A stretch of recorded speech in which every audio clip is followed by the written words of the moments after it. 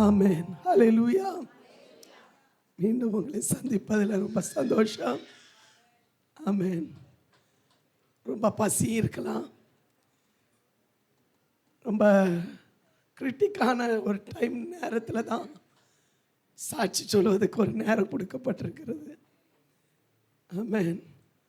அப்படியே சோகமாக கேட்டு சோகமாக தூங்கிடாம கர்த்தர் நம்மை பலப்படுத்துவாராக. தேவ கிருபையால் கர்த்தர் நம்மை நிரப்புவாராக. ஹல்லேலூயா. ஆமென். ஒரே ஒரு வசனத்தை வாசிங்க பார்க்கலாம். ஏசாயா தீர்க்கதரிசன புஸ்தகம் 41வது அதிகாரம் அவருடைய 10வது வசனத்தை வாசிங்க. நீ பயப்படாதே, ம் ம் ம்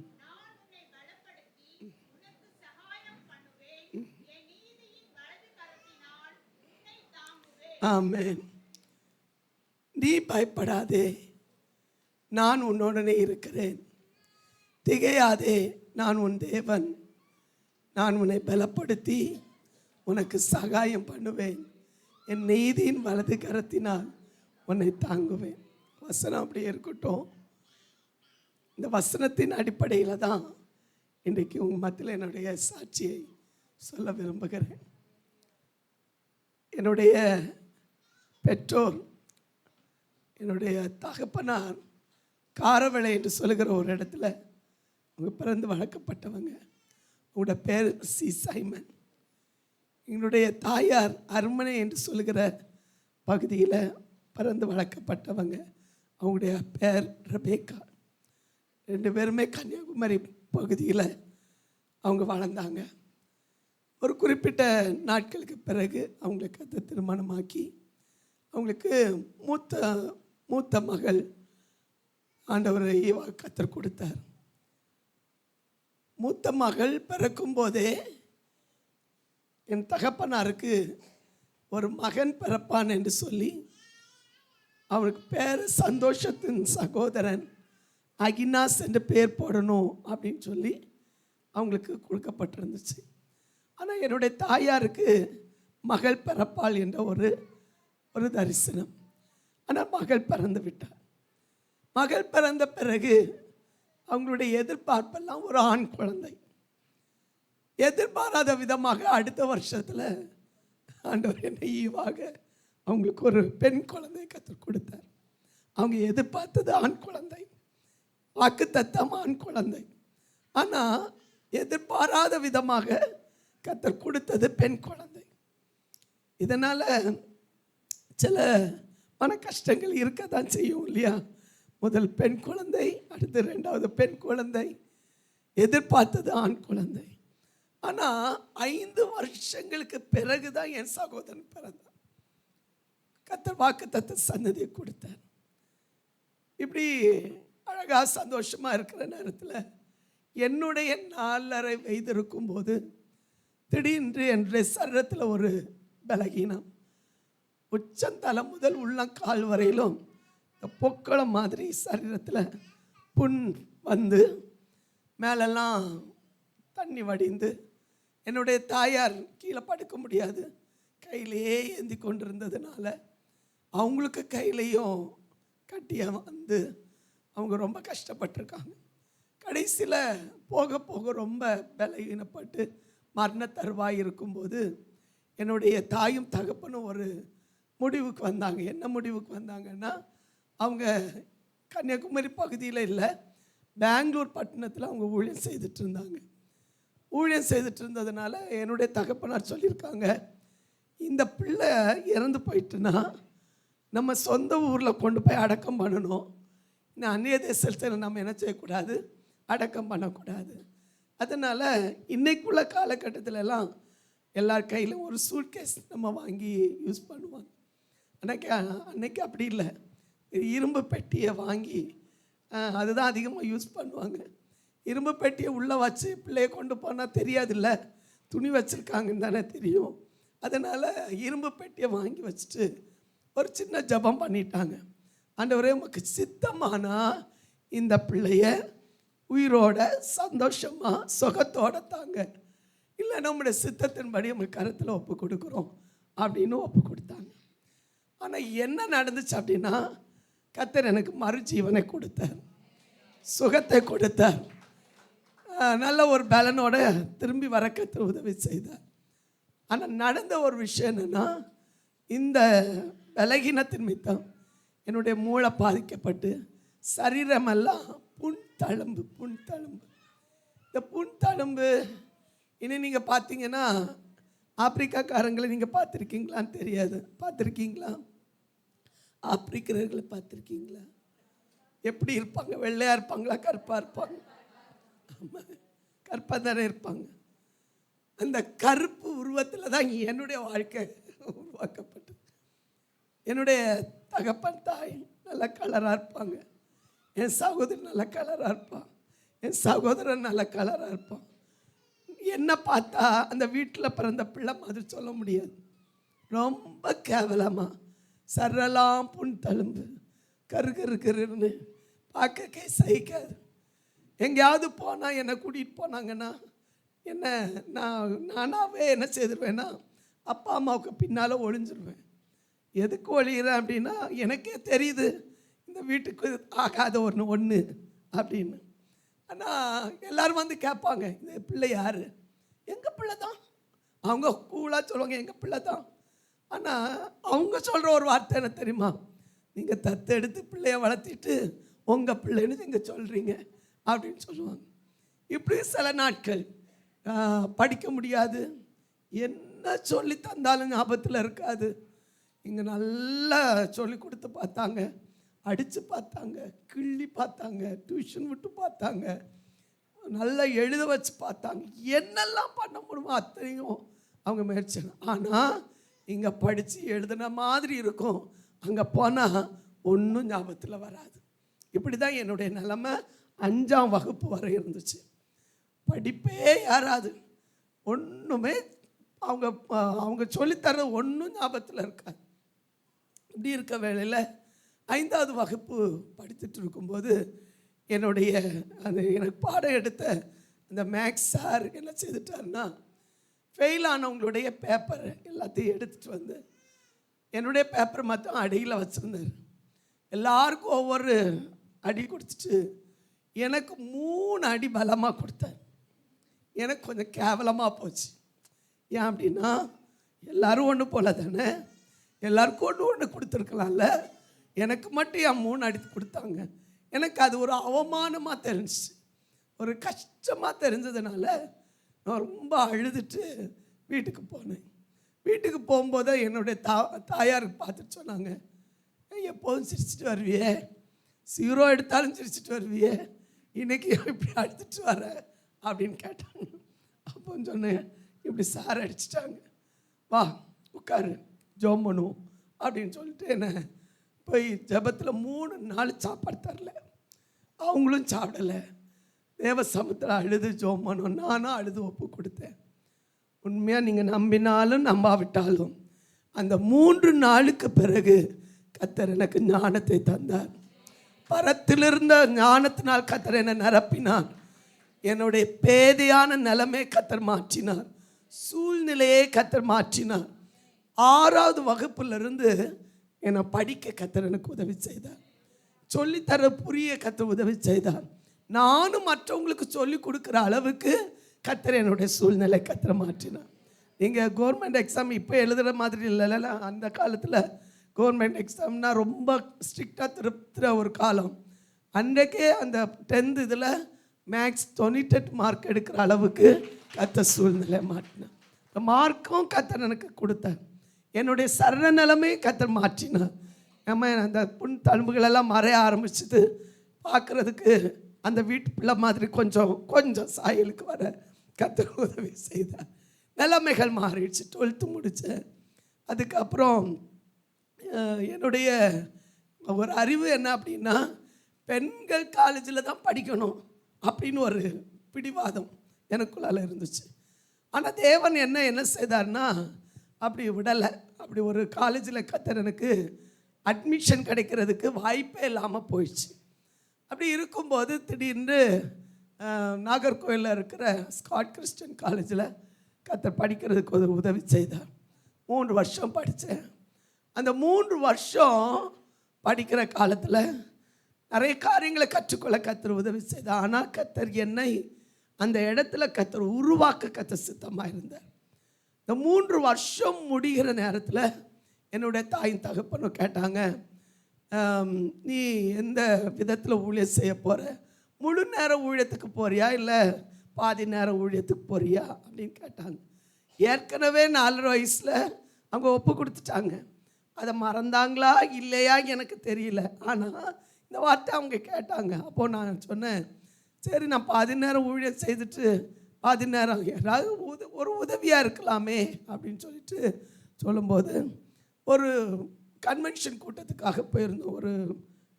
ஒரு மார்த்தாண்டம் என்று சொல்கிற இடத்துக்கு போயிருந்தோம். அங்கே பிரசங்கம் பண்ண ஒரு ஊழியக்காரர், அவருடைய பேர் லாசர், ரொம்ப வயதானவர் தான். அவர் பேசி முடித்த பிறகு நான் பின்னால் உட்காந்து லாஸ்ட் ரோ நான் உட்கார்ந்துருந்தது. அவங்க வந்து சொல்லும்போது சொன்னாங்க, ஷீபா இப்படின்னு பேர் சூண்டி பின்னால் நீ உட்காந்துருக்க, நீ இன்னைக்கு ஆண்டவருக்கு ஒப்பு கொடுக்கலன்னா உன்னுடைய நிலைமை ரொம்ப மோசமாக போயிடும் அப்படின்னு சொன்னாங்க. அப்போ நான் என் மனதுக்குள்ளால ஷீபானா நிறைய ஷீபா இருக்குது, நான் மட்டுமா ஷீபா? எத்தனை பேர் இருப்பாங்க, அவங்கெல்லாம் ஒப்பு கொடுக்கட்டும் சொல்லிட்டு கம்முன்னு உட்காந்துட்டேன். கையே உயர்த்தலை. 2வது தடவை சொன்னார். 2வது தடவை சொல்லும்போது நான் கை உயர்த்தலை. எனக்குள்ளால் இருக்க பிடிவாதம் பார்த்துடுங்க.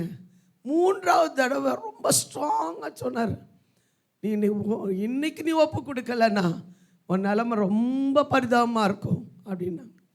டக்குன்னு யாரோ என்னை கை உயர்த்தின மாதிரி இருந்து நான் உயர்த்திட்டேன். ஜோமணி முடிச்சாச்சு. ஆனாலும் முழுசாக ஒப்பு கொடுக்கல. அந்த இடத்துல நான் அப்படி நிற்கும்போது என் மனசுக்குள்ளால தெரியுது, எத்தனை பேர் இருப்பாங்க, நான் மட்டுமா இருப்பேன் அப்படின்னு நான் நினச்சிட்டு இருக்கும்போது அந்த சர்ச்சில் இருக்கிற பாஸ்டர் அம்மா ஓடி வந்து சொன்னாங்க, தப்பா ஷிபா, இங்கே வேறு யாரும் ஷிபா அங்கே கிடையாது, உன்னிடத்தெல்லாம் ஆண்டவர் பேசியிருக்கிறேன், நான் டவுட்டாக அங்கே உட்காந்துருக்கேன், அவங்க வந்து சொல்கிற வார்த்தை இங்கே வேறு யாரும் கிடையாது, நீ ஆண்டவர் கருத்தில் ஒப்புக்கொடு அப்படின்னு. அதோடு நான் அந்த சந்தேகத்தை விட்டு முழுசும் நான் ஆண்டவர் கருத்தில் ஒப்பு கொடுத்தேன். இப்படி ஒப்பு கொடுத்த உடனே என்னுடைய வீட்டில் என்னுடைய திருமண காரியங்களுக்காக அவங்க முயற்சி எடுத்துகிட்டு இருந்தாங்க. ஒரு நாள் இரவு நேரத்தில் காலையில் எழும்பும்போது என்னுடைய பெற்றோர் ஏதோ தேடுற போல் என்னுடைய கண்களுக்கு தெரியுது. அதிகாலை நேரத்தில் எது பார்த்தாலுமே சில நேரங்களில் கர்த்தர் எனக்கு காண்பித்து கொடுப்பாருன்னா அது சரியாக இருக்கும். காலையில் நான் எழும்பும்போது அவங்க தேடிட்டே இருக்கிறாங்க. திடீர்னு என்ன அறியாமலே நான் ஒரு வார்த்தை சொல்கிறேன், பாளையங்கோட்டையில் போய் பாருங்கள், சம்பந்தமே இல்லாமல், அதுக்கு தலை இல்லாமல் வால் இல்லாமல் திடீர்னு இந்த ஒரே ஒரு வார்த்தை சொல்லிட்டு டபார்னு எழும்பியாச்சு. எழும்பின உடனே நானும் எனக்கு சம்மந்தம் தெரியல எதுக்கு ஆண்டவர் இந்த வார்த்தை சொன்னேன். இந்த வார்த்தை சொன்னோடனே நானும் அம்மாவிட்ட காலையில் போய் சொன்னேன், அம்மா இப்படி காலையில் எழும்பும்போது இந்த வார்த்தை சொல்லிட்டு எழும்பினேன். உடனே எங்கள் அம்மா பரியாசமாக ஒரு வார்த்தை சொன்னாங்க, பாளையங்கோட்டையில் யார் இருக்கா அப்படின்னாங்க. அவங்களுக்கும் தெரியாது, யாருக்கும் தெரியாது, எனக்கும் தெரியாது. வார்த்தைகள் வந்துச்சு, அவ்வளோதான், பாளையங்கோட்டையில் போய் பாருங்க. அப்படி இருக்கவே எங்கள் சர்ச்சில் இருந்து ஒரு சகோதரர் ஒரு பாஸ்டருடைய மகனுடைய அலைன்ஸ் அவங்க கொண்டு வந்தாங்க. அவர் ஒரு பாஸ்டர், ஐபிசி சர்ச்சினுடைய மேன்மையான பாஸ்டர். அவர் வந்து என்ன செய்தாங்கன்னா, அவங்க ஃபோட்டோ முதல்ல அனுப்புனாங்க. நான் எதுவுமே சொல்லலை, எனக்கு தெரியாது, அவரோட பேக்ரவுண்ட் என்னன்னு தெரியாது. பாஸ்டர் வந்தாங்க, பார்த்தாங்க, அவங்க ஓகேன்னு பண்ணிவிட்டு போகிற நேரத்தில் ஒரு வார்த்தை சொன்னாங்க, நீங்கள் பையனை பார்க்கணுன்னா பாளையங்கோட்டையில் போய் பாருங்க இப்படி சொன்னாங்க. இப்படி சொன்னோன்னே எனக்கு ஷாக் அடிச்சிச்சு. அப்படின்னா ஏற்கனவே நம்ம இப்படி ஒன்று பார்த்தோம்ல, அப்போ இதே வார்த்தை தானே அவங்க சொல்கிறாங்க. அப்போ எனக்கு கொஞ்சம் உறுதி ஆயிடுச்சு, கர்த்தருடைய சித்தம் தான் இங்கே என்ன செய்யுது நடக்குது. அப்போது இந்த காரியம் நடந்து அவங்க வந்து பார்த்த பிறகு நானும் அந்த நாள் ஆண்டவர் கருத்தில் ஒப்பு கொடுத்தேன், உங்கள் சித்தமானா மாத்திரம் நடக்கட்டும் ஆண்டவரே, உடைய கருத்தில் நான் ஒப்பு கொடுக்குறேன். ஆமென். பல போராட்டங்கள் இருந்துச்சு, ஆனாலும் அதை ஜெயிக்க கர்த்தர் கிருபை கொடுத்தார். திருமணம் முடிஞ்சிச்சு. திருமணம் முடிஞ்சால் அவங்க பைபிள் காலேஜ் படிச்சுட்டு இருந்தாங்க, 3rd இயர். நாங்களும் 4 வருஷம் வீட்டை விட்டு, அவங்களுடைய குடும்பத்தை விட்டு 4 வருஷம் பிரிஞ்சு இருக்கக்கூடிய ஒரு சூழ்நிலையில் தேவன் எங்களை உருவாக்கினார். அந்த 4 வருஷங்கள் எங்களுடைய வாழ்க்கையில் ஒரு வெறுமையின் வருஷங்கள் தான் சொல்வேன். திருமணம் முடிஞ்சு என்னுடைய பெற்றோரும் ஊழியத்தில் இருக்காங்க, அவங்களுடைய பெற்றோரும் ஊழியத்தில் இருக்காங்க. எங்களுடைய பெற்றோருக்கும் சபை இருக்குது, அவங்களுடைய பெற்றோருக்கும் சபை இருக்குது. ஆனால் நாங்கள் இருக்கிற நிலைமையோ சபை இல்லாதது போல், ஊழியம் இல்லாதது போல், ஒரு வெறுமையான நிலைமையில் அப்படி இங்கேயும் இங்கேயும் இல்லாமல் அப்படி உட்கார்ந்துருக்குறோம். அப்போது ஒரு தடவை 21 நாட்கள் தேவ சமூகத்தில் காத்திருந்தோம். எங்களுக்கு அப்பவும் பிள்ளை இல்லை. 4-5 வருடங்கள் குழந்தை இல்லாமல் இருந்துச்சு. அந்த 4 வருடங்கள் உண்மையாக சொல்லப்போனால் என்னுடைய சரீரத்திலும் பயங்கரமான ஒரு ப்ளீடிங். அப்படின்னா நீங்கள் எப்படி எனக்கு சொல்லணும்னு தெரில, 2-2.5 மாதம் கண்டினியூஸாக போயிடும். கொஞ்சம் கொஞ்சமாக போகும். அதுக்கு பிறகு ரொம்ப டயர்டாயிரும். திரும்ப ஹாஸ்பிட்டல் கொண்டு போவாங்க. ஒரு மாதம் கொஞ்சம் நல்லா நார்மலாக இருந்த மாதிரி இருக்கும். இப்படி அந்த திருமணம் முடிஞ்சு அந்த 4 வருஷங்கள் ரொம்ப கஷ்டப்பட்டேன். என்னை பல ஹாஸ்பிட்டலெல்லாம் கொண்டு போனாங்க. ரொம்ப கஷ்ட சூழ்நிலை. ஒவ்வொரு ஹாஸ்பிட்டல் போயிட்டு வரும்போதெல்லாம் ரொம்ப பரிதாபமாக வருவேன், ரொம்ப அழுதுகிட்டே வருவேன். இதுக்கு ஒரு பரிகாரம் இல்லையா அப்படின்னு நினைக்கிற அளவுக்கு என்னுடைய நிலைமை இருந்துச்சு. கடைசியாக ஊழிய பாதையில் நாங்கள் உயரணும் அப்படின்னு சூழ்நிலை வரும்போது 21 நாட்கள் நாங்கள் 2 பேரும் தனிமையில் தேவ சமூகத்தில் காத்திருந்து ஜெபம் பண்ணோம். கடைசி 3 நாட்கள் ரொம்ப தீவிரமாக ஜெபம் பண்ணிவிட்டு நாங்கள் பாஸ்டர் ராஜேந்திரன் பாஸ்டர் அவங்கள போய் பார்த்தபோது அவங்க ஒரு ஊழியத்தை கொடுத்தாங்க. 1 வருஷம். அந்த 1 வருஷ ட்ரைனிங் தான் அவங்க என்னுடைய புருஷனுடைய வாழ்க்கையில் சில மாற்றத்துக்கு நேராக வழி நடத்தினது. அவங்களுக்கு சொந்த ஊருக்கு போக இஷ்டம் இல்லை, சொந்த சபையில் நின்று நடத்துறதுக்கு இஷ்டம் இல்லை.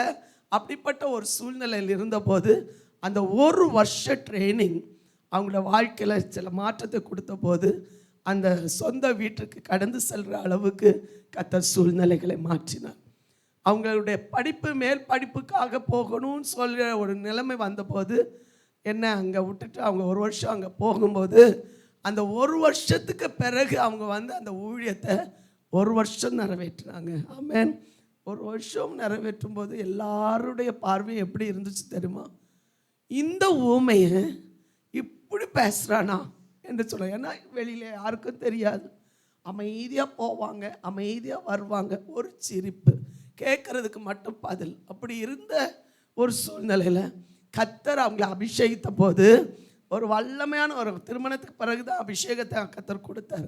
அவங்க சொல்லும்போது சொன்னாங்க, ஆமென், தேவன் என்ன வல்லமையாக அபிஷேகித்த போது என்னையே அடக்க முடியாத ஒரு தேவ அபிஷேகம் என் மேலே இறங்கி வந்தது என்பதை அவங்க சொல்லும்போது நானே ஆச்சரியப்பட்டேன். அதுக்கப்புறம் அவங்க செய்த அந்த ஊழியம் வல்லமையான ஒரு ஊழியமாக இருந்துச்சு. 1 வருஷம்தான் உண்மையாக அவங்க செய்தது, 1 வருஷம்தான். அந்த 1 வருஷம் அந்த ஊழியத்தில் அநேக தீர்க்கதரிசன வார்த்தைகளை அவங்க மூலம் கர்த்தர் சொல்வதற்கு கர்த்தர் கிருபை கொடுத்தார். சொன்ன வார்த்தையை அப்படியே கர்த்தர் நிறைவேற்றினார். ஹல்லேலூயா. அவங்க சொன்ன நிறைவேற்றப்பட்டதுனால எல்லாரும் பயந்தாங்க. வாயிலிருந்து சொல்லப்படுகிற வார்த்தைகள் உண்மையே தேவனுடைய வார்த்தைகள் என்பதை பயந்து செயல்படுத்துவதற்கு அவங்க ஒப்பு கொடுத்தாங்க. அப்படி இருக்கும்போது தான் அந்த ஊழியத்தை செய்துட்டே இருக்கும்போது திடீர்னு ஒரு நாள் திரும்பவும் தன்னுடைய குடும்பத்தினுடைய ஆசீர்வாதத்துக்காக அவங்க ஜெபிக்கும்போது 21 நாள் தேவ சமூகத்தில் காத்திருந்தாங்க. அதில் நானும் என்ன செய்தேன்னா, அநேக ஹாஸ்பிட்டல் போனதுனால நிறைய டேப்லெட்ஸ் கையில் வச்சுருந்தாங்க, கையில் இருந்துச்சு. நான் ஒன்று ஒன்றா தூக்கி வெளியே போட்டுட்டு நானும் போய் எனக்கு நேரம் கிடைக்கும்போது தெரியாமல் போய் உட்காந்து ஜெபம் பண்ணிட்டு அந்த 21 நாள் முடிஞ்சு அடுத்த மாதம் பார்க்கும்போது ஹாஸ்பிட்டலில் சொன்னாங்க, 1 வருஷத்துக்கு உங்களுக்கு பிள்ளையே பிறக்கிறதுக்கு வாய்ப்பே கிடையாது, நிறைய விலை உயர்ந்த டேப்லெட் நீங்கள் சாப்பிட்டா தான் இதுக்கு கிடைக்கும் அப்படின்னு சொன்னாங்க. ஆனால் தேவன் எங்களை கைவிடலை.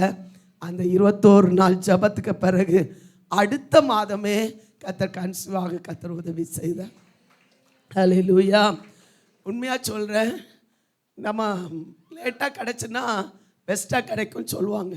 ஆனால் என்னுடைய சர்ற பலகின்னு நான் ஏற்கனவே சொன்னது போல் 1 வருஷம் நார்மலாக நிலைமைக்கு எனக்கு ஒரு முற்றுப்புள்ளி வச்சுருந்தேன்.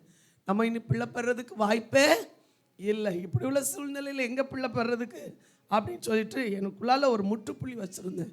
ஆனால் தேவன் அதையும் தாண்டி கர்த்தர் ஒரு அற்புதமான ஒரு நிலைமையில் கர்த்தர் ஒரு அற்புதம் செய்தார்.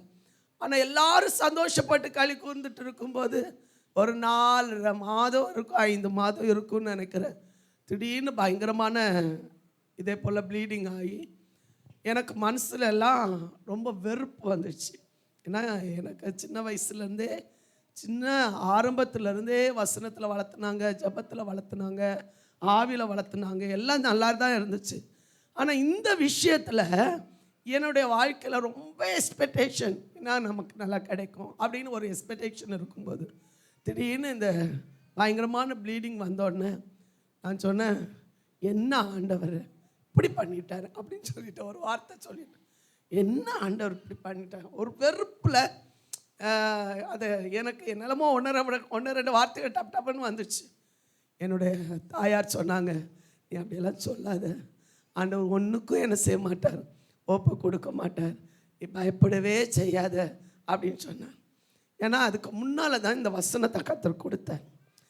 பிள்ளையே தேவன் தர்றதுக்கு முன்னால் என்னுடைய இருதயத்தில் கர்த்தர் கொடுத்த ஒரு வார்த்தை, நீ பயப்படாத, நான் உன் வலது கருத்தினால் உன்னை என்ன செய்வேன், தாங்குவேன். இந்த வார்த்தையை கர்த்தர் கொடுத்ததுனால அந்த டைமில் எனக்கு அந்த வார்த்தைகள் ஞாபகத்தில் வரல.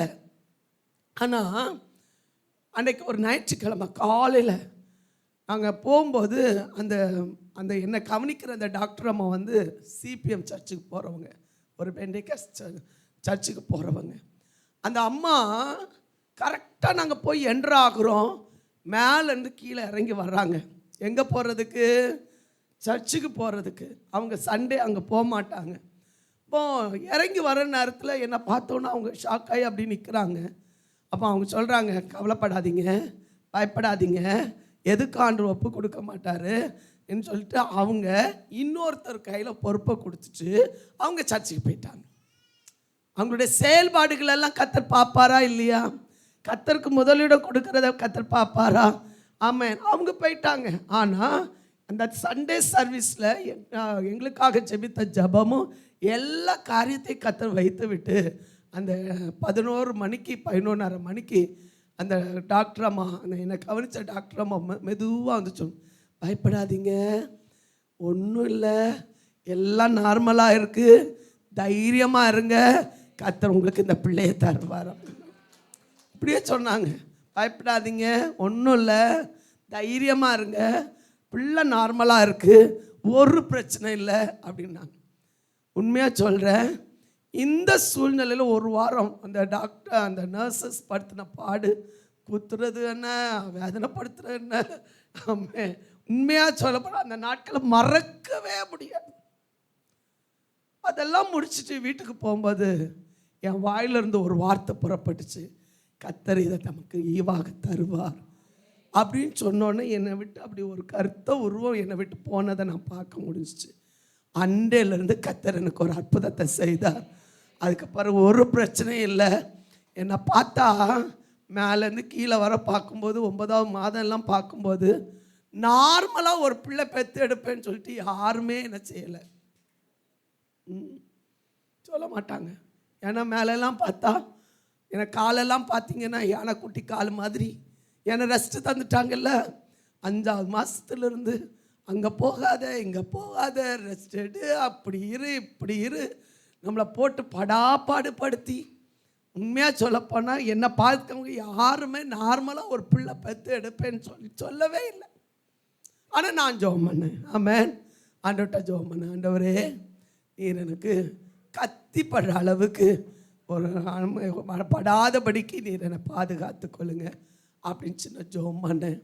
உண்மையாக சொல்லப்போனால் நான் இந்த நாள் நைட்டு 10 மணிக்கு என்னை லேபர் வார்டு கொண்டு போயிருக்காங்க. காலையில் 5 மணிக்கு 5:30க்கு நார்மலாக ஒரு குழந்தையை பெற்றெடுக்க கர்த்தர் ஒரு அற்புதம் செய்தார். யாருமே நம்பலை. கர்த்தர் பெரிய காரியங்களை செய்கிறவர். ஹல்லேலூயா. நல்ல ஒரு கைத்தட்டு கொடுத்து கர்த்தரை மகிமைப்படுத்துவோம். அவர் இன்றைக்கும் ஜீவிக்கிறவர், ஜீவாதிபதியானவர், நம்மை பலப்படுத்துகிறவர். ஹல்லேலூயா. ஆமென். நல்ல உற்சாகம் ஒரு ஆமென் சொல்வீங்களா? நீங்கள் இன்னும் கீழே போயிடக்கூடாது என்பதுக்கு தான் ஒரு முறை கூட ஒரு ஆமென் சொல்லுங்கப்பா. ஆமென். இவ்வளோ பாடுகளை சகிச்சு நம்ம வந்த பிறகு ஒரு நல்ல ஆண் குழந்தையை பார்த்து எல்லாரும் சந்தோஷப்பட்டு களி கூறும்போது 2.5 மாதம் ஆகும்போது எங்களை சந்தோஷமாக எங்கே கொண்டு விடுறாங்க? புருஷன் வீட்டில் கொண்டு விடுறாங்க. புருஷன் வீட்டில் கொண்டு விட்ட பிறகு நடந்த சம்பவத்தை கவனிங்க. 2003 வருடம் டிசம்பர் 29 எங்களை கொண்டு விடுறாங்க.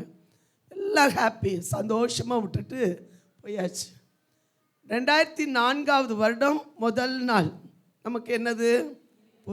புது வருடம் எல்லாருக்குமே. என்னுடைய மாமனாருக்கு ஒரு ஆசை. என்ன ஆசை அப்படின்னா, நியூ இயர் சர்வீஸில் முதல் நம்ம பிள்ளைய என்ன செய்யணும்? பிரதிஷ்டை பண்ணணும். கரெக்டாக ஒரு 12:30 மணி இருக்கும். பிள்ளைய கொண்டு வர சொன்னாங்க. நாங்கள் 2 பேரும் ஸ்டேஜில் கொண்டு போய் அந்த பிள்ளைய அவங்க கையில் கொடுத்தோம். அவங்க ஜெபம் பண்ணிட்டு அவனுக்கு ஒரு பேர் வைக்கும்போது, நாங்கள் ஏற்கனவே நான் உங்களுக்கு மத்தியில் சொன்னது போல் 21 நாள் ஜெபம் பண்ணும்போது ஆண் குழந்தைன்னா இந்த பேர், பெண் குழந்தைன்னா இந்த பேருன்னு சொல்லிட்டு ஒரு எங்களுக்கு தெரிஞ்ச பேர் 2ஐயும் எழுதி வச்சுருந்தோம். அதெல்லாம் எங்கே காத்தா பறந்துச்சுன்னு தெரியாது. ஆனால் அவன் பிறக்கும்போது ஒரு அவருடைய தகப்பனார் இப்படி பேர் போட்டாங்க, ஜென்னிங்ஸ். அவங்க அப்பா பேர் ஜென்னிங்ஸ், அதில் ஜென்னை எடுத்துட்டாங்க. அவங்க தாத்தா பேர் ஸ்டென் எடுத்துட்டாங்க. அப்போ 2ம் ஜாயின் பண்ண என்ன வரும்? ஜென்ஸ்டன் வரும். ஆமாம், ஜென்ஸ்டன் அப்படின்னு வரும். முதல்ல ஜென்சன் வந்த இடத்துல தாத்தா பேரும் வரணும்னு சொல்லி ஜென்ஸ்டன் பேர் போட்டாங்க. பேரை போடும்போது அவங்க தாத்தா சொன்ன ஒரு வார்த்தை பாருங்க, நீங்கள் ஜென்னிங்ஸ்னு கூப்பிட்டுடலாம், ஸ்ரேஷ்டன் கூப்பிட்டுடலாம், ஜென்ஸ்டன் கூப்பிட்டுடலாம். எத்தனை பேர் உள்ள வருது? ஆமென். சொல்லிட்டு என் ஸ்தானத்தில் அவன் தான் இருப்பான் இப்படி சொன்னான். என் ஸ்தானத்தில் யார் இருப்பா? இத்தனைக்கும் மகன் பக்கத்தில் இருக்காங்க. மகன் பக்கத்தில் இருந்த பிறகும் அவங்க சொல்கிற ஒரு வார்த்தை, என் ஸ்தானத்தில் யார் இருப்பா? பேரன் இருப்பான் அப்படின்னு சொல்லிட்டு ஜோமனி கீழே அனுப்பி விட்டாங்க. கீழே வந்த உடனே அடுத்த ஒரு வார்த்தை சொல்கிறாங்க, என் பேரனை குறித்து நான் சொல்வேன்னா அவன் வல்லமையான ஊழியக்காரனாக வருவான் இப்படி சொன்னாங்க. இப்போ இது என்னுடைய காதில் ரொம்ப ஸ்ட்ராங்காக பதிஞ்சிச்சு. வல்லமையான ஊழியக்காரனாக வருவான் அப்படின்னு சொன்ன அந்த வார்த்தை என் இருதயத்தில் ரொம்ப ஆழமாக பதிஞ்சிச்சு. அது ஒன்று. அன்னைக்கு பிரதிஷ்டை பண்ண அன்னைக்கே சாயங்காலம் அவங்களோட மூத்த மகளுடைய வீட்டுக்கு அவங்க என்ன செய்கிறாங்கன்னா, என்னுடைய கணவனாரோ என்னுடைய மாமாவும் இன்னும் டிரைவராக ஒரு பையன் காரை கொண்டு வந்தவங்க, அவங்க கொண்டு கொடுத்துட்டு வர்றதுக்கு தான் சொல்லியிருந்தாங்க. அவங்க எங்கள் சொந்தக்கார பையன்தான். அவனை நான் சொன்னேன், நீ கூட போறியாம்மா? அவன் சொன்ன வார்த்தை என்ன தெரியுமா? டெல்லி வர சொன்னாலும் நான் போகிறேன்டி அப்படின்னா. அது இன்னைக்கு வரை எனக்கு மறக்கவே இல்லை. அவன் போகணுன்னு அவசியம் இல்லை, ஆனால் அன்றைக்கி போகக்கூடிய சூழ்நிலை ஏற்பட்டுச்சு. 3 பேருமா போனாங்க. 3 பாட்டிலில் தண்ணியை நிரப்பிட்டு கொண்டு போனாங்க. ஆனால் அடுத்த நாள் காலையில் பார்க்கும்போது பனிமூட்டம் சொல்கிறாங்க. கவர்மெண்ட் பஸ்ஸு ஒரு லைட்டோடு வந்ததுன்னு சொல்கிறாங்க. இவங்க நல்ல தெளிவோடு தான் இருந்தாங்கன்றாங்க. ஏன்னா டீ குடிச்சிட்டு தான் அப்போ தான் வந்திருக்காங்க. தூங்குறதுக்கு வாய்ப்பே இல்லை. ஆனால் ஏதோ ஒரு டேர்னிங் வரும்போது இந்த கவர்மெண்ட் பஸ் வந்து நேராக வந்து இடிச்சு 3 பேரும் ஸ்பாட்டில் இருந்து போனாங்க. எங்களுக்கு சொல்கிறதுக்கு யாருமே இல்லை, அந்த ரிப்போர்ட் சொல்கிறதுக்கு யாரும் இல்லை, அங்கே என்ன நடந்துன்னு சொல்கிறதுக்கு யாரும் இல்லை. சத்தம் கேட்டவங்க சொன்ன வார்த்தையை தான் நாங்கள் இன்றைக்கி நம்பியிருக்கிறோம். 3 பேரையும் நாங்கள் இழந்துட்டோம். சூழ்நிலை எங்களுக்கு சாதகமாக இல்லை. நீங்கள் யோசித்து பாருங்கள், ரொம்ப கஷ்டப்பட்டு ஒரு பிள்ளையை ஆண்டவர் தந்தார்.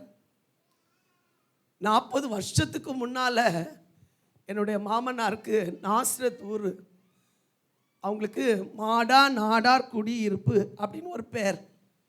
உங்களுக்கு வாயில் வருதா? நீங்கள் என்ன பார்த்தா பாவமாக இருக்கு, நீங்கள் என்ன பரிதாபமாக பார்க்க. இன்றைக்கி நான் நல்லா இருக்கேன், நீங்கள் அதெல்லாம் விட்டுருங்க. இன்றைக்கி நான் நல்லா இருக்கேன். மாடா நாடார் குடியிருப்பு சொல்லுங்கள் பார்ப்போம். வந்துச்சுல்ல. எங்கள் மாமா வந்து மடையன் குடியிருப்புன்னு சொல்லுவாங்க, ஏன்னா அங்குள்ள மக்கள் அப்படி இருந்தாங்க. ஆமாம். இந்த மாடா நாடார் குடியிருப்புன்னா ஒரு பேர் மட்டும்தான் அவங்களுக்கு கிடச்சிச்சு தரிசனத்தில். அதை தேடி வந்து அந்த இடத்துல சர்ச்சை ஆரம்பித்தாங்க. 2 பேரோட ஆரம்பிக்கப்பட்ட சர்ச்சு பிறகு ஒரு விசாலமான ஒரு இடம் வேணும்னு சொல்லி ஒரு 3 பேருடைய பங்கு, அதில் ஒரு பங்கை வாங்கி ஒரு தட்டு பந்தல் போட்டு அதில் ஒரு சின்ன வீடு கட்டி அதில் இடத்துல ஊழியத்தை ஆரம்பித்தாங்க. நடந்துகிட்டே இருந்துச்சு. அந்த தட்டு பந்தல் போட்டிருக்கிற அந்த இடத்துல இருந்துட்டு 7 வருஷமாக இன்னொரு இடத்துல, அதனால் அந்த அடுத்த பங்கில் நீ எழும்பி நட, நான் இதையும் தருவேன்னு சொன்னபோது அதையும் ஆண்டவர் ஈவாவுக்கு கொடுத்து அதில் ஒரு பாட்டில் சர்ச்சை கட்டுறதுக்கு ஆரம்பித்து 7 வருஷம். ஆமேன். அப்படின்னா 80க்கு 30 அடி அந்த அளவுக்கு அது 7 வருஷம் கட்டினாங்க. கொஞ்சம் கொஞ்சமாக, ஏன்னா கடன் வாங்கக்கூடாது, விசுவாசத்தில் கட்டணும். அது ஒரு கிராம பகுதி, எப்படியாவது கட்டி முடிச்சிடணும் அப்படின்னு 7 வருஷம் அவங்க அதை பொறுத்து இருந்து அதை கட்டி முடித்தாங்க. கட்டி முடித்து செப்டம்பர் மாதத்தில் 2003 வருஷம் செப்டம்பர் மாதத்தில் பிரதிஷ்டை ஆராதனை வச்சாங்க. நம்ம மோகன் சீலாசரஸ் அவங்களுக்கு தெரியும்ல, அவங்கள வைத்து தான் அந்த பிரதிஷ்டை ஆராதனை வச்சாங்க. பயங்கர ஜனக்கூட்டம், 5000 பேருக்கு மேலே வந்ததா சொன்னாங்க. ஆனால் நாங்கள் இல்லை, அந்த இடத்துல நாங்கள் இல்லை. எனக்கு அப்போ தான் டெலிவரிக்காக காத்திருக்கிறேன். அந்த 3 மாதம்தான் அந்த ஆலயத்தில் அவங்க ஆராதனை பண்ணாங்க. நீங்கள் யோசித்து பாருங்கள், நல்ல ஒரு சர்ச்சு, நல்ல ஒரு ஆராதனை, நல்ல ஆத்துமாக்கள் எல்லாம் நல்லா நிறைவாக போயிட்டு இருக்கும்போது திடீர்னு இப்படிப்பட்ட ஒரு சம்பவம் எங்களுக்கு ஒரு பெரிய வேதனைக்குரியதாக மாறிடுச்சு. ஆமேன். ஹல்லேலூயா. சத்தமாக ரம்மன் சொல்வீங்களா? நீங்கள் யாரும் சோகத்துக்கு போயிடாதீங்க. ஆனால் ஒன்று, எதுவுமே தீமைக்கு செய்கிறவர் அல்ல, சகலமும் நன்மைக்கு ஏதுவாய் செய்கிற தேவன். ஹல்லேலூயா. அந்த நாட்களில் நான் சில முடிவுகள் எடுக்க வேண்டியது வந்துச்சு. எல்லோரும் சொன்னாங்க, நீங்கள் இருந்து நடத்தினா நாங்கள் ஒத்துழைப்பு கொடுப்போம், வேறு யாராவது நடத்தினா நாங்கள் இந்த இடத்த விட்டு போயிடுவோம் அப்படின்னாங்க. ஜபத்தோடு விசுவாசத்தோடு ஜபத்தை ஆரம்பித்தோம். தினமும் இரவு 7 மணிலேருந்து 8 மணி வரை ஜபம் வந்து ஜபிக்க ஆரம்பித்தாங்க. அந்த ஜபம் சபை நடத்த ஆரம்பித்தது. கொஞ்சம் கொஞ்சமாக ஜபத்தில் கொண்டு வர உதவி செய்தார். 2 வருஷம் நல்லா போயிடுச்சு. 2 வருஷம் நல்ல கோஆப்ரேஷன் நல்லா இருந்துச்சு. பழைய ஆட்கள் கொஞ்சம் வேலை காட்ட தானே செய்வாங்க, கொஞ்சம் சில அவங்க விரும்புகிற மாதிரி இருக்காதில்ல சில காரியங்கள். நம்ம கொஞ்சம் புதுசாக ஏதாவது செய்யணும்னு நம்ம நினைக்கும்போது, அந்த பழமையானதை கொண்டு வரணும்னு நினைக்கும்போது சில பிரச்சனைகள், அது சபையை வேறு விதமாக கொண்டு போக ஆரம்பிச்சுது. எனக்கும் அந்த இடத்துல தனித்து நிற்கக்கூடிய ஒரு நிலைமை. எல்லாரும் ஒன்று சேர்ந்துட்டாங்க, என்னை தனிமை விட்டாங்க. ஆனால் 3 வாரம், அந்த 3 வாரத்துக்குள்ளால் கர்த்தர் என் பக்கமாக கர்த்தர் அற்புதங்களை செய்தார். யாரெல்லாம் எதிர்த்து நின்னாங்களோ அவங்க எல்லாம் ஒன்று சேர்ந்து, நீ தான் இந்த சபைக்கு கர்த்தர் அபிஷேகித்திருக்கிற, நீ தான் நடத்தணும். வேறு யாரெல்லாமோ நடத்தவருக்கு வச்சு பார்த்தாங்க. கர்த்தர் எதுக்குமே கைக்கூடி வர பண்ணலை. கர்த்தர் அந்த இடத்துல கர்த்தர் வெட்கப்படாமல் நின்று சாதிக்க கர்த்தர் உதவி செய்தார். அல்லேலூயா. அவனுக்கு, என்னுடைய மகனுக்கு எதிராக நான் சொல்கிற ஒரு வார்த்தை சொல்கிறேன். ஆமாம், என் ஸ்தானத்தில் என் பேரன் இருப்பான்னு சொல்லிட்டு அவங்க போயிட்டாங்க. 2.5 மாத பிள்ளைய வச்சுட்டு நம்ம என்ன பண்ண முடியும்? அவனுக்கு எதுவுமே தெரியாது. நான் இப்போ நம்ம சில காரியங்களை ஃபேஸ் பண்ணும்போது அவனுக்கு எதுவுமே தெரியும். ஆனால் நான் கண்ட ஒரு சத்தியத்தை சொல்கிறேன். இன்னைக்கு வரையிலும் ஊழிய அனுபவத்தில் அவன் டைரக்டாக எதுவுமே செய்யலை, ஆனால் அவனுக்காக கர்த்தர் யுத்தம் பண்ணினார். ஹல்லேலூயா. கர்த்தர் யுத்தம் பண்ணின காரணம் என்னென்னா, அவன் 18 வருஷம் ஆமென். நாங்கள் இருந்த அந்த இடம் வந்து காம்பவுண்ட் வந்து ஒரு பரதேசியாக தான் நாங்கள் வாழ்ந்தோம். பரதேசின்னா எங்களுக்குன்னு சொந்தமாக எழுதி கொடுக்கல, அவங்க எதுவுமே பண்ணலை, அப்படிப்பட்ட ஒரு சூழ்நிலையில். ஆனால் எங்களுக்கு ஒரு நம்பிக்கை இருந்துச்சு. பல போராட்டங்கள் சந்திக்கப்பட வேண்டியது வந்துச்சுன்னாலும் நாங்கள் விசுவாசத்தோடு காத்திருந்தோம். ஏற்ற காலங்கள் வந்தபோது எல்லாரும் சேர்ந்து அவங்களுக்கு எழுதி கொடுக்கணும் அப்படின்னு சொல்லிட்டு முன் வந்து செயல்பட்டு ஆமாம் அதை சொந்தமாக்கி கொள்ள கர்த்தர் உதவி செய்தார். நான் அடிக்கடி சொல்வேன், இந்த கூனி 18 வருஷம் காத்திருந்தா பார்த்தீங்களா, அதே போல் அவளுக்கு 18 வருஷத்துக்கு பிறகு தலை நிமிர்ந்து நிற்க கர்த்தர் உதவி செய்தது போல் என்னையும் கர்த்தர் அந்த இடத்துல தலை நிமிர்ந்து அதை கொஞ்சம் கூட ஸ்ட்ராங்காக நிற்கிற அளவுக்கு அந்த இடத்தையே கானானை சுதந்திரிக்க உதவி செய்வேன்னு சொன்னது போல் கர்த்தர் அதை சுதந்திரிக்க கர்த்தர் உதவி செய்தார். அதனால் ஒரு காரியம் சொல்ல விரும்புகிறேன். ஆமென். நமக்குன்னு கர்த்தர் ஒரு சுதந்திரத்தை வச்சிருப்பார்னா அவசரப்படாதீங்க. ஏற்ற காலங்கள் வரும்போது நமக்குள் அதை கர்த்தர் தந்து ஆஸ்வதிக்க என் தேவன் போதுமானவர். ஹல்லேலூயா. சத்தமோர ஆமென் சொல்வீங்களா? ஆமென். விசுவாச பாதையில் கடந்து வந்த பாதைகள் ஏராளம். நிறைய காரியங்கள் என்னால் சொல்ல முடியும். என்னுடைய ஆண்ட்ரி வந்து பஞ்சாயத்து நர்ஸாக இருந்தாங்க. ஊழியத்தில் ரொம்ப இன்வால்வ் கிடையாது. ஆனால் நான் ஊழியம் செய்துட்டு இருக்க காலத்தில் ஒரு குறிப்பிட்ட காலம் வரையிலும் அவங்களுடைய கையில் நம்ம பொருளாதாரத்துக்கு குறித்தான பொறுப்பு அவங்க கையில் இருந்துச்சு. நானும் என்னோட முடிந்த மட்டும் எனக்கு கையில் வர்ற காரியங்களை வைத்து அந்த ஊழியத்தை செய்து கொண்டிருந்தேன். ஒரு குறிப்பிட்ட காலத்துக்கு பிறகு என்னுடைய மாமியார் திடீர்னு சொல்லிட்டாங்க, எனக்கு முடிஞ்சுமா, இனி நீயே பொறுப்பெடுத்துக்கோ அப்படின்னு சொல்லிட்டு என் கையில் தரும்போது ஒரு விபிஎஸ் டைம் ரொம்ப குறைவான நிலைமையில் என் கையில் கொடுத்தாங்க. நான் விசுவாசித்தேன். ஒரு பாட்டியம்மா, ஃபஸ்ட் டைம் நான் சொல்கிறேன், விசுவாசத்துடைய ஃபஸ்ட் ஆரம்பம் சொல்கிறேன். ஒரு பாட்டியம்மா கையில் கொஞ்சம் காணிக்கை கொண்டு வந்து, அம்மா இது நான் பொருத்தனை பண்ண காணிக்கை அப்படின்னு சொல்லி, நான் உண்மையை நான் எதிர்பார்க்கவே இல்லை. அந்த விபிஎஸ்க்கு எப்படி சந்திக்கப்படும் என்னுடைய மனதுக்குள்ளால் ஒரு அங்கலப்பை. என் ஃபஸ்ட் டைம் அப்படி நான் நினைக்கும்போது அந்த விபிஎஸ்க்கான செலவுக்கான காசை அந்த அம்மா சுருட்டி அந்த பேப்பருக்குள்ளால் வச்சுருந்தாங்க. நான் ஆச்சரியப்பட்டேன். அன்றைக்கு நான் விசுவாசித்த விசுவாசம் இன்னைக்கு வரையிலும் கடனே வாங்காத அளவுக்கு. சில நேரங்களில் நமக்கு தடுமாற்றங்கள் வந்துச்சு, ஆனாலும் கர்த்தர் இன்னைக்கு வரையிலும் கடன் இல்லாதபடி கர்த்தர் நடத்தி வந்திருக்கிறார். அதில் 1-2 சம்பவத்தை நான் உங்களுக்கு சொல்ல விரும்புகிறேன். ஒரு வீடு கட்டுறதுக்கு கர்த்தர் உதவி செய்தார். பெரிய அளவுக்கு அவங்க அளவு போட்டாங்க. ஆனால் என் கையில் இருக்கிறது கொஞ்சம். போடுறது பார்த்தா நான் மனசுக்குள்ளே நினச்சேன், எப்படி தான் கட்டுவோமோ தெரியல. அவங்க பாட்டுக்கு நீளமாக இழுக்கிறாங்க, எப்படி நம்ம கட்ட போகிறோம்? அவங்க பாட்டுக்கு போயிடுவாங்க, நம்ம என்ன பண்ண போகிறோம்? உண்மையாக சொல்கிறேன், அஸ்திபாரம் போட்டாச்சு. கொஞ்சம் கொஞ்சமாக தான் கட்டணும். 2 வருஷம் ஆயிடுச்சு அதை கட்டி முடிக்க. அந்த மோல்ட் பண்ணுற நேரத்தில் அது எப்படி நிறைய செலவாகும்ல, ஏறக்குறை 1.5 லட்சம் அன்னைக்கு உள்ள சூழ்நிலைக்கு தேவைப்பட்டுடுச்சு. நான் அப்படி கண்ணை தள்ளுறேன். என்னுடைய தகப்பனாரை பார்க்குறேன். அப்பாட்ட பார்த்து, என்ன செய்ய போகிறேன்னு தெரியல டாடி அப்படின்னு சொல்கிறேன்.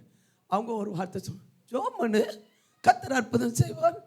அங்கே வாசல் அரைஞ்சிச்சா? நான் யாரை பார்க்குறேன்? அப்பாவை பார்க்குறேன். அவங்க ஒரு வார்த்தை சொன்னாங்க, ஜோமனு கர்த்தர் என்ன செய்வார்? அற்புதம் செய்வார். அடுத்து என்னுடைய பார்வையில் எங்கே போகுது? விசுவாசிகள் மேலே போகுது. கொஞ்சம் வசதியானவங்க, இவங்க கொஞ்சம் தரமாட்டாங்களா பார்க்கலாமே. பார்த்தா அந்த அசைவே வரல. அவங்க இருந்து அதை பற்றி நினைக்கவோ இல்லை. அப்போ தான் ஒரு முடிவு எடுத்தேன், வேறு வழியே இல்லை, எல்லா வாசலும் அடைக்கப்பட்டேன். ஒரே ஒரு நாள் தேவ சமூகத்தில் மேல் நோக்கி ஜெபம் பண்ணேன். ஆண்டவரே, எம்மால் கூடாத காரியம் ஒன்றுமில்லை. உண்மையாக சொல்கிறேன், 10 வருஷத்துக்கு முன்னாலேயே கர்த்தர் என் தேவையை அன்னைக்கு சந்திச்சிருந்தார். ஒருத்தர், எங்கள் விசுவாசியில் ஒருத்தர் 10 வருஷத்துக்கு முன்னால் ஒரு செயின் ஏதோ ஒரு சகோதரி எடுத்துகிட்டு போயிட்டாங்க. அவங்க மனசுக்குள்ளால் ஒரு தீர்மானம் எடுத்துருந்தாங்க, இந்த செயினை திரும்ப கையில் கிடைச்சா ஏதனுக்கு நான் என்ன செய்வேன்? காணிக்கையாக கொடுப்பேன் எப்படின்னு பொருத்தனை பண்ணியிருந்தேன். அவங்களுக்கு இதுவரை கிடைக்காத அந்த செயின் அன்னைக்கு கையில் கிடச்சிச்சு. அவங்க எனக்கு ஃபோன் பண்ணி திடீர்னு உங்களுக்கு கம்பிக்கான இது கிடச்சிச்சா, தேவைகள் சந்திக்கப்பட்டுச்சா அப்படின்னு கேட்டாங்க. இல்லை உங்களுக்கு சந்திக்கப்பட்டுச்சு. என்ன சொல்கிறீங்கன்னு கேட்டேன். இப்படி கிடச்சி 10 வருஷத்துக்கு முன்னால் கொடுத்தது இன்றைக்கி அவங்க என் கையில் கொடுத்துருக்காங்க. அதை நான் உங்களுக்கு ஏது எனக்கு கொடுங்க. உண்மையாக சொல்கிறேன், அதை அவங்க பணமாக என் கையில் கொடுத்தாங்க. அதை அன்னைக்கு தேவையை கத்த சந்தித்தார். அன்னைக்கு அந்த காரியங்கள் நடந்த போது எல்லாருடைய கண்களும் ஆச்சரியமாக பார்த்து, இப்படி தேவன் செய்ய முடியுமா, இப்படி அற்புதங்களை நடப்பிக்க முடியுமா? இதே போல் நான் ஒவ்வொரு காரியத்தையும் நான் சொல்ல முடியும். என்னுடைய மகன் காரியானாலும் சரி, என்னுடைய நம்ம சபையுடைய காரியானாலும், நம்ம கன்வென்ஷன் கூட்டம்லாம் வைக்கும்போது அப்படியே உட்கார்ந்துருப்பேன். கரெக்டாக அந்த தேவையை கத்த சந்திப்பேன். போன வருஷம் நடந்த ஒரு காரியத்தை சொல்கிறேன். போன வருஷம் எங்களுக்கு 50 நாட்கள் ஜெபம் வச்சுருந்தோம். அப்புறம் தேவைக்காக ஜெபம் பண்ணிட்டு இருந்தோம். 42வது நாளில் ஒரு அம்மா ஓடி வந்து சொன்னாங்க, நாங்கள் ஒரு பொருத்தனை பண்ணியிருந்தோம்மா, எங்கள் புருஷனுக்கு வேலை கிடச்சேன்னா இந்த காணிக்கை நாங்கள் கொடுப்போம்னு சொல்லி பொருத்தனை பண்ணியிருந்தோம். அவங்க கொண்டு வந்து ஒரு சின்ன கவரில் கையில் கொடுத்துருந்தாங்க. உண்மையாக சொல்கிறேன், கன்வென்ஷனுக்கு தேவையான சகல தேவையும் அதுக்குள்ளால் இருந்தது. எவ்வளோ இருந்திருக்கும் நீங்கள் நினைக்கிறீங்க? ஒரு மாதத்துக்குள்ள சம்பளம் 2.5 லட்சம் அதில் இருந்துச்சு. பொறாமையை பாருங்க. உங்களுக்கு கிடச்சிருந்தா எவ்வளோ சந்தோஷப்பட்டு, அதனால தானே கை தட்டாமல் ஸ்தோத்திரம் பண்ணாங்க. ஆச்சரியமா இல்லை? எப்படியம்மா கொடுத்தாரு, பொருத்தனை பண்ணாங்க, கொடுத்தாங்க, நிறைவேற்றினாங்க.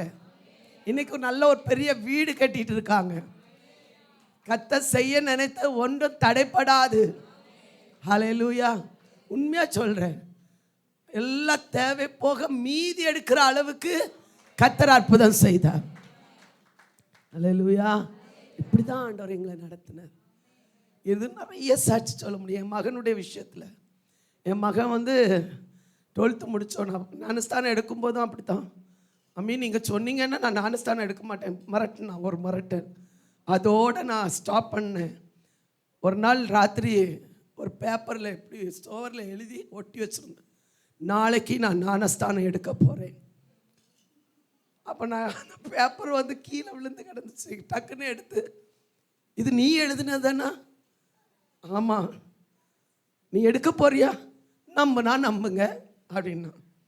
உண்மையாக சொல்கிறேன், யாரும் வர முடியாது. நேரமே தெரிஞ்சிருந்தானா எல்லாரையும் வர வச்சு ஒரு நல்ல ஞானஸ்தான ஆராதனை நம்ம நடத்தணும்னு நமக்கு ஆசை. அது நீங்கள் எல்லார்ட்டையும் சொல்லிடுவீங்க, யாருக்கு தெரியாமல் எடுக்கணும் அப்படின்னு சொல்லிட்டு அன்னைக்கு எடுத்து ஞானஸ்தானம் எடுக்க உதவி செய்தார். அதே போல் பைபிள் காலேஜ் படிக்க போகணும் அப்படின்னு இருக்கும்போது, இல்லை எனக்கு டிகிரி வேணும் அப்படின்னா, சரி பிபிஏ படிக்கிறதுக்கு கத்தர் உதவி செய்தார். பிபிஏ படித்து 3வது வருஷம் படிக்கிற நேரத்தில் ஒரு நாள் காலேஜில் விட்டு, நான் படித்த அதே காலேஜில் தான் அவனுக்கு படிக்கிறதுக்கு கத்தர் ஒரு வாய்ப்பை கொடுத்தார். காரில் போவான், காரில் வருவான். முதல்ல கண்டிஷன் போட்டார், பஸ்ஸில் அனுப்பக்கூடாது, காலேஜ் பஸ்ஸில் அனுப்பக்கூடாது, அப்படின்னா நான் போக மாட்டேன், நீங்கள் கார் தந்தால் போயிட்டு வரேன் அப்படின்னு கண்டிஷன் போட்டேன். சரி அதையும் சகிச்சிட்டேன். போயிட்டு வந்தார். 3வது வருஷம் போயிட்டு வர நேரத்தில் பக்கத்தில் தான் ஒரு ஸ்பீடாக வந்த இடத்துல ஒரு கிராசிங் இதில் ஒரு இண்டிகா காரு லைட்டாக தட்டி, இவர் ஸ்பீடாக வந்ததுனால இந்த பக்கமாக வந்து ஒரு லேடி 2 வீலரில் இருந்த அவர் லேடியையும் 2 வீலர் அதில் அடித்து, இன்னொரு காரில் அடித்து, இன்னொரு வண்டியில் போய் அடிக்க போகிற நேரத்தில் ஏதோ கிருபையா அப்படி போட்டனா திருப்பின இடத்துல, இல்லைனா டாரிஸ் வண்டியில் போய் இடிச்சிருந்தானா இவனை ஒரு துண்டு கூட என்ன செய்திருக்க முடியாது, பார்த்துருக்க முடியும். அவ்வளோ வேகமாக வந்த இடத்துல போய் இடித்து அந்த லேடி மேலே போய் கீழே வந்து விழுந்துருக்காங்க. அப்போ ஏதோ ஒன்று நடந்துருந்தானா நம்ம நிலைமை என்ன ஆகிருக்கும் சொல்ல முடியாது. ஆனால் அந்த ஆக்சிடெண்ட் நடந்த அந்த பகுதியில் என்னை கூப்பிடும்போது நான் போய் பார்த்தா முன்னால அடி, பின்னால் அடி, கார் சப்பி போயிருக்கு. இவர் மட்டும் எழும்பி வெளியில் நிற்கிறேன். எனக்கு என்ன சொல்லன்னு தெரியல. உண்மையாக சொல்கிறேன். காரை பார்த்தா பிள்ளை உள்ள நசுங்கி இருக்கணும். அப்படிப்பட்ட ஒரு நிலைமையில் அந்த ஆக்சிடெண்ட் இருந்துச்சு. ஆனால் அந்த அங்கே நடந்த இடத்துல டிரைவரை காணலை. இவன் எழும்பி வெளியில் நிற்கிறான், டிரைவரை காணலை. அவங்க சொல்கிறாங்க, நான் தான் டிரைவர் அப்படின்னு நிற்கிறான், சொல்லிட்டு நிற்கிறான். அந்த நேரம் பார்த்து நான் வர்றேன். அந்த நேரத்தில் நான் உண்மையாக சொல்கிறேன், காரை பார்த்த சூழ்நிலை பார்க்கும்போது இவனை பார்த்த ஆண்டவர் என்னை இவ்வளோ பாதுகாத்தாரே, நன்றி ஆண்டவரேன்னு சொல்லி ஆண்டவருக்கு தேங்க்ஸ் சொன்னேன். ஏன்னா ஏற்கனவே நம்ம வேதனைப்பட்டு கலங்கி போய் உட்காந்துருக்குறோம். இவனையும் நம்ம இழக்கக்கூடிய சூழ்நிலை, உலகம் என்ன பேசும் அப்படின்னு ஒரு வேதனை அந்த இடத்துல நான் வெளிப்படுத்தக்கூடிய நிலைமை இருந்துச்சு. உண்மையாக சொல்கிறோம், ஒரு சின்ன அடி கூட இல்லாமல் கர்த்தர் அவனை பாதுகாத்தார். ஹல்லேலூயா. அந்த நாள் தான் அவனுக்கு டேர்னிங் பாயிண்ட். ஆமென். சொல்லிட்டு இருந்தான், எக்ஸாம் எழுதாத ஒரு பைபிள் காலேஜ் சொல்லுங்க, நான் போய் படிக்க போகிறேன். எங்கேயாவது கண்டுபிடிக்க முடியுமா? படிக்கக்கூடாது என்பதுக்காக இப்படியெல்லாம் சொல்லிட்டு இருந்த அவரை தானாகவே அப்ளிகேஷன் போடுற அளவுக்கு சூழ்நிலைகளை கர்த்தர் மாற்றினார். இன்னைக்கு பைபிள் காலேஜ் போயிருக்கிறாரு. வீட்டுக்கு வானா, இல்லை வரல, எனக்கு லீவ் கிடைக்காது அப்படின்னு சொல்கிற அளவுக்கு கர்த்தர் அந்த இடத்துல கத்தஸ்தரப்படுத்தி இருக்கிறார். தேவனுடைய நாமம் மகிமைப்படட்டும். உண்மையாக சொல்கிறேன், அவர் இன்றைக்கும் ஜீவிக்கிறார். அவரை நம்புகிற பிள்ளைகளை அவர் கைவிடவே இல்லை. அவர் இன்றைக்கு உறுதியாக நான் சொல்ல முடியும், அவன் வர்ற நாட்கள் வல்லமையான ஒரு ஊழியக்காரனா கர்த்தர் உருவாக்கிட்டே இருக்கிறார். அவர் ஒரு தீர்க்கதரிசியாக கர்த்தர் உருவாக்குகிறார். அநேக நேரங்கள் நான் கவனிச்சிருக்கிறேன், அவன் சொல்கிற வார்த்தை அப்படியே நடந்திருக்கு. சில தரிசனங்கள் அவன் பார்ப்பான், அப்படியே நடந்திருக்கு. 2-3 தடவை சொல்லியிருக்கிறான், மம்மி நான் இப்படி பார்த்தேன், அப்படியே நடந்துச்சு அப்படின்பான். இப்போ கர்த்தர் அவன் மேலே ஒரு இறக்கம் வச்சிருக்கிறாரு, தயவு வச்சிருக்கிறாரு. எங்கள் மேலேயும் தயவு வச்சதுனால இன்னைக்கு வரையிலும் ஊழியத்தின் பாதையில் தடுமாறாமல் நடக்க கர்த்தர் பலன் தந்திருக்கிறார். இன்னும் கர்த்தர் ஆச்சரியமாக நடத்துவார். இன்றைக்கி நான் ஒரு காரியம் சொல்ல முடியும், இந்த வாக்குத்தத்தமான வார்த்தை நான் என்னைக்கெல்லாம் சோர்ந்து போகிறேனோ அன்னைக்கெல்லாம் நான் வாய் திறந்து சொல்லுவேன். பயப்படாதுன்னு சொன்னீங்கல்ல, இன்றைக்கி என்ன தைரியப்படுத்துங்க. சில நேரங்கள் நம்ம பயப்படாதேன்னு சொல்லும்போது நம்ம என்ன நினைப்போம், நல்ல வார்த்தை இல்லை அப்படின்னு நினைப்போம். வாக்குத்தத்தமான வார்த்தை தானே. பயப்படுற சூழ்நிலைகள் வர்றதுனால தான் ஆண்டவர் சொல்கிறாரு பயப்படாத. ஆமென். அதுக்கப்புறம் முதல்ல எனக்கு தெரியல, 10 வருஷம் என் வாழ்க்கையிலலாம் ஒரு வெறுமையான வருஷம்தான். ஆமென். ஒரு வருஷம் முடியும் போது நான் ஒரு தீர்மானம் எடுத்தேன், ஆண்டவருக்காக வாழணும், பிள்ளைக்காக வாழணும். நம்ம ஆண்டவருக்காக நிச்சயமாக கர்த்தர் பெரிய காரியங்களை செய்வார். என்னுடைய பெற்றோரை நானே கூப்பிட்டு, வேறு எந்த விதத்தில் நீங்கள் யோசிக்கவே கூடாது அப்படின்னு சொல்லி அவங்கள சொல்லும்போது, என்னுடைய தகப்பனார் சொன்னாங்க, ஊழியம் செய்கிறதா இருந்தால் இப்படி இருந்தால் தான் ஊழியம் செய்ய முடியும். என் தாயார் சொன்னாங்க, இந்த காட்டுக்குள்ளே எப்படிமா நீ தனிமை இருப்ப. ஆனால் உண்மையாக சொல்கிறேன், ஒப்பு கொடுத்தாங்க. கர்த்தர் இன்னைக்கு வரையிலும் அந்த தேசத்தில் கர்த்தர் உறுதியாக வச்சிருக்கிறார். உலகம் எல்லாருக்கும் மத்தியிலையும் ஆமென். ஹிந்துக்காரங்களெல்லாம் முதல்ல பார்க்கும்போதெல்லாம் என்ன இப்படி கற்பமாக பார்ப்பாங்க, முறைச்சி பார்ப்பாங்க, என்ன இவ தண்ணி அங்கே உட்காந்துருக்கா அப்படின்னு பார்த்த நாட்கள், நிறைய நாட்கள் உண்டு. எதிர்த்தவங்க உண்டு, உள்ளே எதிர்த்தவங்க உண்டு, வெளியே எதிர்த்தவங்க உண்டு. ஆனால் அதற்கு மத்தியிலையும் கர்த்தருக்காக நாம் நின்றதுனால இந்த வாக்கு தத்தத்தின்படி கர்த்தர் இன்னைக்கும் வரையிலும் கர்த்தர் நடத்தி வந்திருக்கிறார். வாக்கு தத்தத்தை ஒரு நாள் போய் சொல்லவே சொல்லாது. ஒரு வாக்கு தத்தம் தான், ஒரே ஒரு வாக்கு தத்தம் தான். இந்த வாக்கு தத்தம் இன்னைக்கு வரையிலும் நம்ம கரம் பிடிச்சு நடத்துதுன்னா உங்களையும் நடத்த அவர் போதுமானவர். எத்தனை பேர் விசுவாசிக்கிறீங்க? இந்த வாக்கு தத்தத்தை எல்லாம் சேர்ந்து சொல்ல முடியுமோ? எல்லாம் சேர்ந்து வாசிக்கலாமா? நீ பயப்படாதே, நான் உன்னுடன் இருக்கிறேன், திகையாதே, நான் உன் தேவன், நான் உன்னை பலப்படுத்தி உனக்கு சகாயம் பண்ணுவேன், என் நீதியின் வலது கரத்தினால் உன்னை தாங்குவேன். இன்னைக்கு ஒரு முறை கூட சொல்லுங்க, எல்லாருக்குமே கர்த்தர் தாங்கக்கூடிய ஒரு நல்ல வார்த்தை இது. ஆமென். ஒரு முறை கூட எல்லாம் சேர்ந்து சொல்லாமா? நீ பயப்படாதே, நான் உன்னுடனே இருக்கிறேன், திகையாதே, நான் உன் தேவன், நான் உன்னை பலப்படுத்தி உனக்கு சகாயம் பண்ணுவேன், என் நீதியின் வலது கரத்தினால் உன்னை தாங்குவேன். அல்லேலூயா. எத்தனை பேருக்கு அந்த விசுவாசம் இருக்கு? இன்னைக்கு நான் உங்க மத்தியில் நிற்கிறேன்னா கர்த்தர் எத்தனையோ அற்புதத்தை செய்ததை பார்த்ததுனால இந்த ஜனங்கள் மத்தியில் எந்த இடத்திலும் வெட்கப்படுத்தாம கர்த்தர் நம்மளை நிற்க வச்சதுனால இன்னைக்கு தைரியமாக சொல்கிறேன், கர்த்தர் எந்த சூழ்நிலையிலும் நம்மளை வெட்கப்பட விடவே மாட்டார். வலது கரத்தினால் கர்த்தர் நம்மை தாங்குகிறவர், நம்மளை உயர்த்துகிறவர், நம்மளை கனப்படு. நல்ல கையில் தட்டி ஆமேன்னு சொல்லமா. இன்றைக்கு நமக்காக யுத்தம் பண்ணுகிற ஒரு சர்வ வல்லமுள்ள தேவன், வாக்கு மாறாத தேவன். ஹல்லேலூயா. தலை நிமிர செய்கிறவர், நம்மளை உயர்த்துகிறவர். இருந்த இடத்துல நம்ம எல்லாரும் எழும்பி நிற்கலாமா? ஆமென். உங்கள் சூழ்நிலை எவ்வளோ கடினமாக இருந்தாலும் சரி, நீங்களும் இதை போல் எத்தனையோ பேர் இழந்த நிலைமையில காணப்படலாம். எத்தனையோ பேர் உங்களை காயப்படுத்தி இருக்கலாம், நீங்கள் தனிமைப்படுத்தப்பட்டிருக்கலாம். ஆனால் ஒன்று சொல்லுங்க, கர்த்தர் நமக்கு துணை நிற்கிறவர், கர்த்தர் நம்மை தாங்குகிறவர், கர்த்தர் நமக்காக யாவையும் செய்து முடிக்கிறவர். நிறைய சொல்லலாம். எனக்கு வாழ்க்கையில் அனுபவ ரீதியாக நிறைய விஷயங்கள் ஆமாம் தைரியமாக சொல்ல முடியும். ஆனால் இன்றைக்கி இவ்வளோ விஷயத்தை உங்கள் மத்தியில் நான் பகிர்ந்துருக்கிறேன். கர்த்தர் தைரியப்படுத்தி இருக்கிறார்.